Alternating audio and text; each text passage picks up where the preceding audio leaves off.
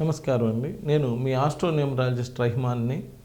మీకు తెలుసు, నేను ఎన్నో సంవత్సరాలుగా astrology, numerology, palmistry, graphology, face reading, signature analysis, marriage dates ఎలా ఉండాలి ఏంటి అనేటువంటి దాని మీద ఎన్నో సంవత్సరాలుగా మీకు ఎంతో అవగాహన కల్పిస్తూ వస్తున్నాను. దాన్ని మీరు అందరూ ఫాలో అయ్యి ఎంతోమంది బెటర్ రిజల్ట్స్ పొందడం కూడా జరుగుతూ ఉన్నది.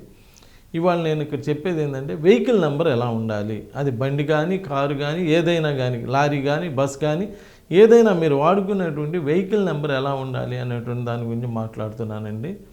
వెహికల్ నెంబరు 16వ నెంబర్ వస్తే, ఎవరికైనా 16వ నెంబర్ వస్తే అది అనవసరంగా మధ్య మధ్యలో ఆగిపోవటం, మీరు దాని మీద ఆ 16వ నెంబర్ వెహికల్ మీద అంటే చివరి 4 అంకెలు కనుక యాడ్ చేస్తే 16 వస్తే, మీరు ఆ వెహికల్ మీద ఎక్కడికైనా ఏదైనా పని మీద వెళ్తే ఆ పనులు అవ్వకపోవటం, ఆ జరిగిద్ది అనుకున్నటువంటి పని కూడా జరగకపోవటం, అలానే బండి మధ్యలో ఆగిపోవటం, డిస్టర్బ్ చేయటం, ఇలాంటివన్నీ జరుగుతూ ఉంటాయండి.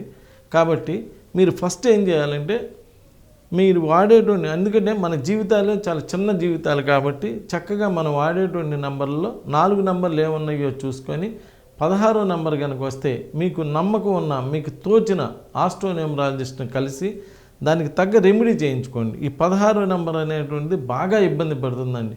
ఆ 16వ నెంబర్ వెహికల్ ఉన్న ఇంట్లో కూడా ఫైనాన్షియల్ డిస్టర్బెన్సెస్ కూడా ఎక్కువగా ఉన్నాయి. ఈ 16 అంటేనే ఫైనాన్షియల్ డిస్టర్బెన్సెస్ సంబంధించి, ఎందుకంటే జరిగే పనులు ఆగిపోతాయి.